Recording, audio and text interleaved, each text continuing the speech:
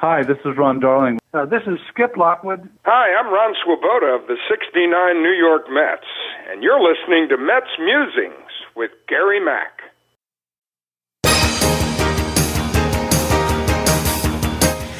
Now it's time for some New York Mets baseball talk. Here's Gary Mack bringing you the latest news and analysis from Mets Nation and the world of baseball on another edition of Mets Musings.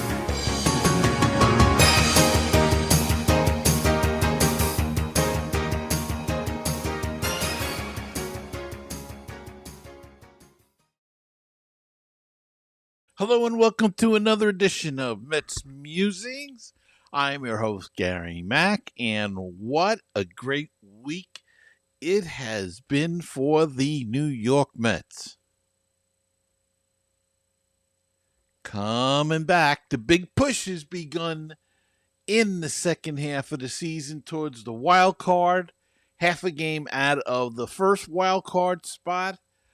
Got a hold on the second wild card spot, and we'll see how that goes as they're in a big series with the Atlanta Braves as we speak, taking the opener last night, Thursday night, in extra innings in an exciting game. So let's hope the momentum continues. They split with the Marlins when they came back from the All-Star break, 2-2.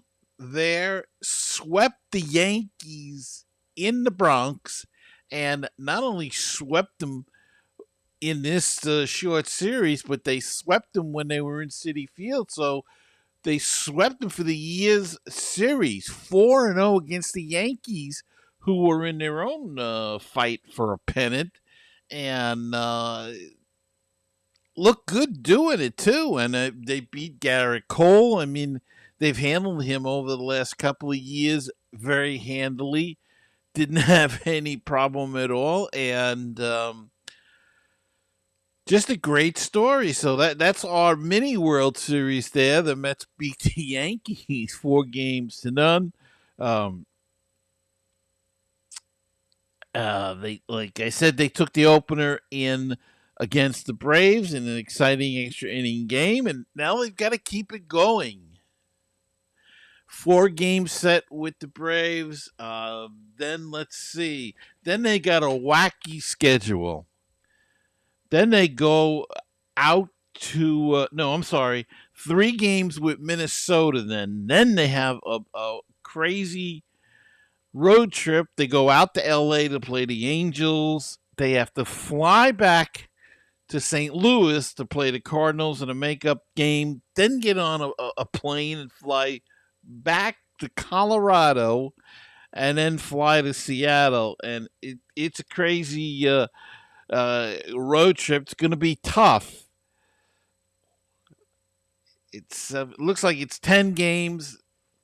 You know, we'll take a 5-5 there, if possible, even better. But you know, it's going to be a rough road trip because of all the travel and things. But you know, they know how to figure out these things nowadays, and they'll send pitches ahead, hopefully, and they'll be ready to go. But, you know, it's been a great 7 games since the All-Star break. Got to keep it going. 5-2. Got to keep going. Keep pushing, and get into the playoffs now. And stay there and keep pushing to move ahead. And maybe we can catch the Phillies. I don't know. That's a big task. I think they're 11 games behind as we speak with the Phillies. So that's a big undertaking. But let's get close. Let's give them a run. Let's get as close as the first division as we can. Jeff McNeil has come alive. Has been hitting like crazy. Great play last night by Alvarez defensively. He's been in a bit of a slump at the plate, but at least his defense has not suffered any. Threw out a guy at third, and then the Braves blew a suicide squeeze play, and they were right on at the Mets. And the first throw was a little iffy, but after that, they hung in there. But just played overall good ball, the offense and the defense right now. And the pitching's been pretty good because there was a couple of tight games there, and the bullpen held up and then brought home the victory. So as we move on, tonight's game against Atlanta is Kodai Senga is going to make his season debut. He says he feels 100% ready and excited to get back out there. He threw a bullpen session on Tuesday and will make his season debut tonight. After finishing second in the NL Rookie of the Year race last year, Senga was diagnosed with right shoulder strain in spring training that has kept him sidelined until this point. So we will get to see Kodai Senga Friday night in Citi Field for the first time this season. And Tyler McGill will be called up to start on Saturday against the Atlanta Braves.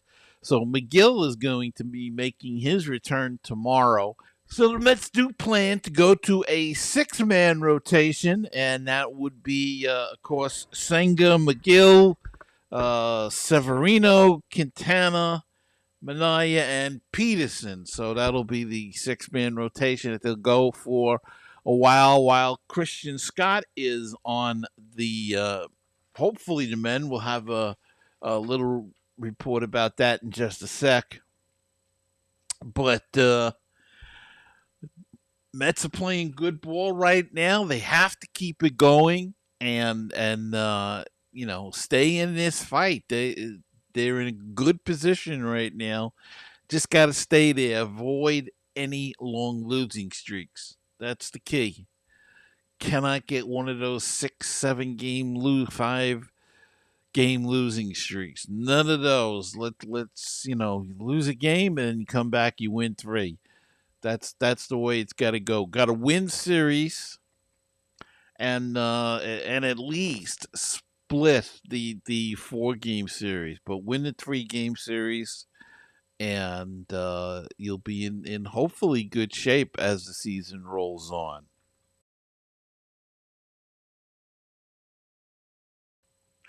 All right, and let's go to an injury report. Let's see. We've got Harrison Beta. He's day-to-day after rolling an ankle. He rolled it, attempting to steal a base in the 9th inning Tuesday in the Mets' 3-2 win over the Yankees. He left the stadium Wednesday in a walking boot, but tests were negatives. Starling Marte has a bone bruise in his right knee. His expected return is August.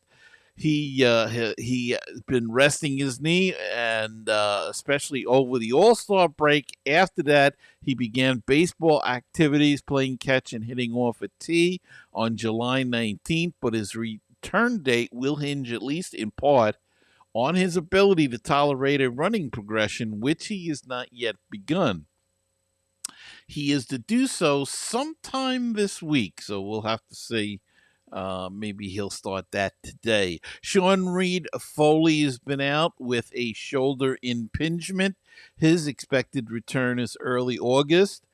Reed Foley missed the start of the season due to a similar impingement. He's close to return. He threw live batting practice on July 22nd and 25th and is due to begin a minor league rehab assignment on July 28th for the High A Brooklyn Cyclones. If that goes well, Reed Foley could return to the Mets in early August. He has been on the IL since June 22nd, received a cortisone injection, his second of the season around that time. The injury report continues with Christian Scott, right elbow UCL sprain. His expected return is late August or September if he does not need surgery. Scott began complaining of elbow discomfort following a July 21st start in Miami, and a subsequent MRI revealed his sprain. He is expected to shut down from throwing for 2 weeks in hopes of ramping back up in early August. If his issues persist, he could eventually require surgery.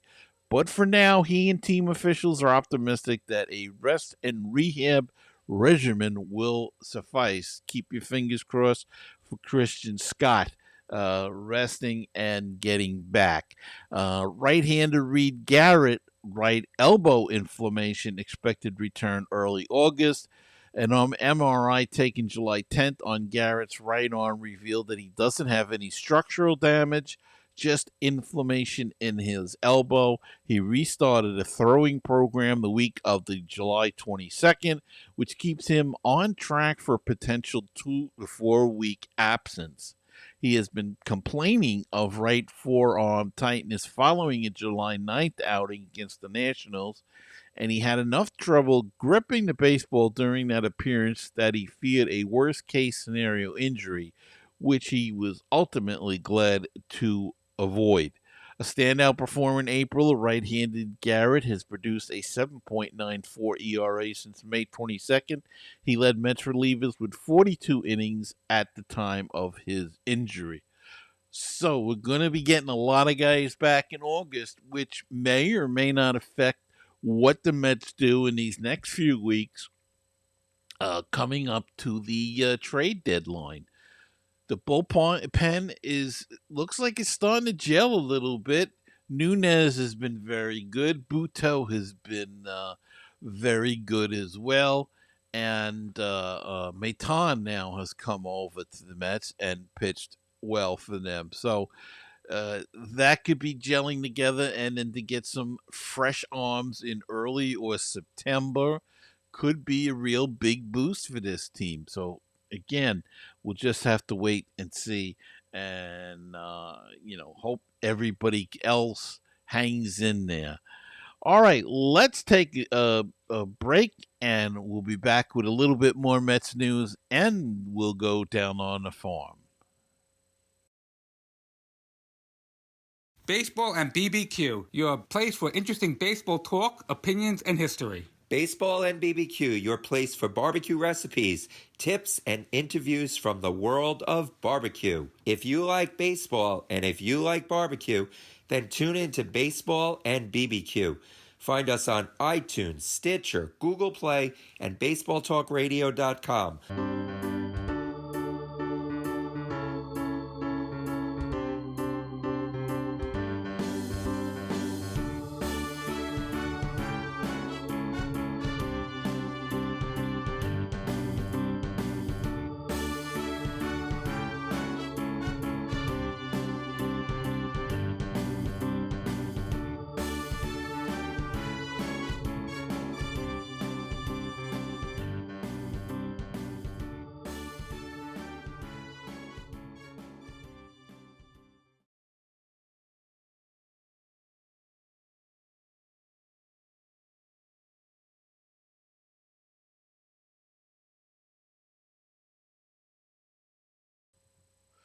Okay, and we're back. And the Mets are bolstering their outfield depth.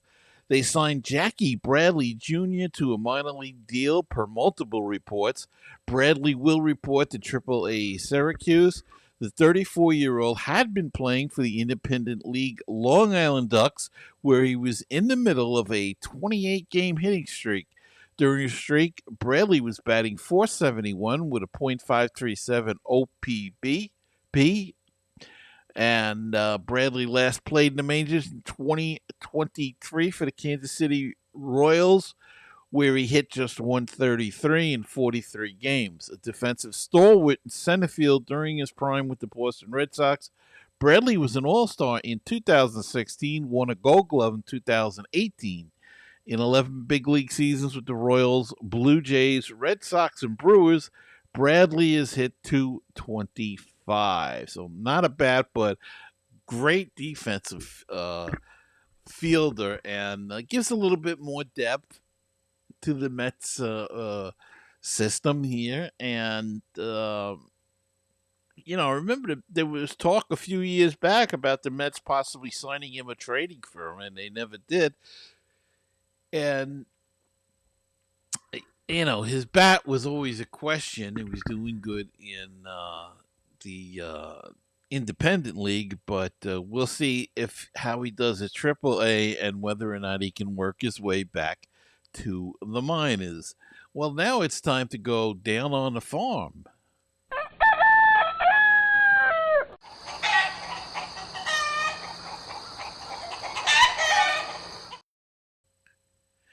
And the Mets announced that first round draft pick Carson Benj has signed with the Mets, making it official. And he's decided to become a full-time outfielder now that he signed his first professional contract. Upon putting ink to paper Tuesday on a $4 million signing bonus, he announced that as hard it is to do one thing, it's double the amount of hard to do both. He said Thursday at Citi Field, being able to stick to one should help me. He was a two-way player at Oklahoma State and was kicking around the idea of doing it in the pros, but has decided to go full-time outfield. It comes as no surprise to Mets decision makers and rival scouts, all of whom viewed him as a bat first prospect. He showed why during an introductory batting practice session at Citi Field, blasting one ball halfway up the second deck in right field during an impressive cage round. And the Mets announced that they have officially signed eight other players, I should say, from the 2024 MLB draft. These eight players include left-handed pitcher Jonathan Santucci, right-handed pitcher Ryan Lambert, right-handed pitcher Brendan Gurton, infielder Nick Roselli, right-handed pitcher Ethan Lanthier, right-handed pitcher R.J. Gordon, outfielder Jacoby Long, and right-handed pitcher Frank Isolt. Santucci is the Mets' second-round draft pick and another two-way player. We'll see what he decides to do in the long run with that. In addition to the eight signings, the Mets announced that they signed 5 non-drafted free agents, including right-handed pitcher Channing Austin out of USC, right-handed pitcher Hoss Brewer out of Little Rock, right-handed pitcher Hayden Cooper out of West Virginia, right-handed pitcher Eldridge Armstrong out of Texas A&M, and right-handed pitcher Hunter Hodgers out of TCU. And let's take a look at the standings of our farm systems with we're going to even include another one this week. Syracuse in the second half is 14-10. They are in second place, 2 games back. Binghamton is 14-9. Game and a half back, also in second place. Brooklyn's having a rough second half. They are 10-17, and they are 8 games back in last place in their division.